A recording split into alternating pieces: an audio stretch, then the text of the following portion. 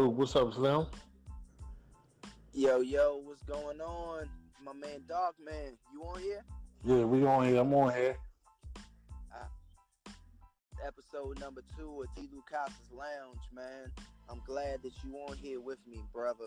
I'm just going over the topic for the night, which is the beginnings of hip-hop in the DMV. So, you've been around for a while, and you've seen the beginnings of hip-hop in the DMV. You know what I'm saying? By the way, everybody who's just tuning in, listening, my name is T.Lucas. This is T.Lucas' Lounge, and this is my man DARCMAN, who I've had the acquaintance of meeting up with around 2008, between 2006 and 2008 in the DMV circuit, and he been around for a while, so I just wanted him to tell, how he saw the beginnings of the DMV hip-hop scene. Tell us about that, DARCMAN. All right, well, before we get started, man, I just want to get all the glory to God and to my man T.Lucas for letting me be here tonight with him. The hip-hop era basically, on my standpoint, started like, I'm going to say back in like the late 80s when Go-Go was really on the scene. You had, guys like Stinkadink, DC Scorpio, Fat Rodney, rest in peace to him, Tony Blunt. They would all get on stage and perform. And as a young kid at that time, that really excited me. That got me to rhyme, and that got me to write. Also, the era of, the EPMD era, the Eric B. and Rakim, Stetsasonic, the whole Juice Crew, NWA. I don't want to leave anybody out, but we all know where we're going at with that. And who is people rocking to? Who is people rocking to in DC though around the 80s? Oh man, around the 80s, I'm gonna go Eric B. and Rakim. NWA was heavy then. EPMD was out. The Juice Crew was famous. It was kind of almost like it was. I don't want to take this up too much, but it was kind of almost like it was one-sided because you had a lot. The go-go scene was really taking over in DC, and you almost had to like really know what you was doing if you was listening to the rap like that, because everybody wasn't really listening to rap like that. So let me ask you. Let me ask you, when did you get in the game? Because I know, you've been doing your thing for a while.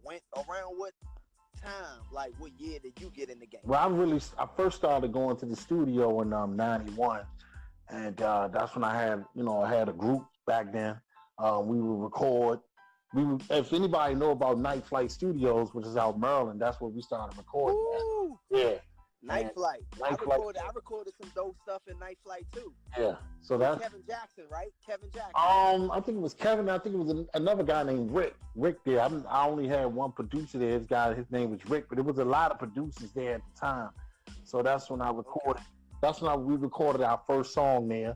Also, as I got a little older, I started recording. I don't know if you know this guy named Boo Boo, the producer. He records out in Eastover. So I was recording with Boo Boo back in like 95. So we're gonna go there, and this when the scene really started to take over. At this time, this when Wu-Tang was out. Moon was doing it real heavy. Tupac was on big. That's what really involved me into the rap game even heavier. So let me ask you this question. Around the 90s, like the mid to late 90s, which they consider the golden era of hip-hop, like what was you doing then? What was the scene in the DMV like then? Was it like individual pockets of people clicking up, or was it like all the DMV was on rap? At that time, it was getting there, but it still hadn't made that big push yet. So I guess I'm gonna say this: Nonchalant. I think Nonchalant had dropped her big joint 5 o'clock. And matter of fact, right, she recorded that on right in Section 8. Was Section 8 out at that time? Yeah, Section 8 was first. I'm glad you brought them up. And we can't forget about Question Mark Asylum. They was already out. So and don't forget, Stinkadink really sang you had a lot of stuff going on. But so basically, to answer your question, um, I guess what that did was energize DC a lot more to see like a Jay Z, a Nas, a Method Man, and Redman. You know, a lot of people in DC were starting to become fans of these artists.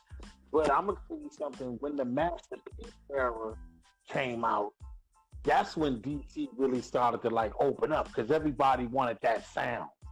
You understand what I'm saying? So everybody wanted that Master P sound. Everybody wanted that Scarface sound. Everybody wanted that that whole No Limit sound. Everybody was gravitating towards that. And so what that did was that just now what you're starting to see now is guys will go out and buy their own equipment. Guys will really start building studios in their own home. Guys were going to the studio and producing more versus like, you go in the studio and letting the engineer do your whole beat for you. You going in there with your own ideas. You're coming up with new ideas. And So, this is, yeah, go ahead. well, just to step in real quick, like, Yeah, go ahead. so Bammers is making their own beats and their own music, and they don't need to sound like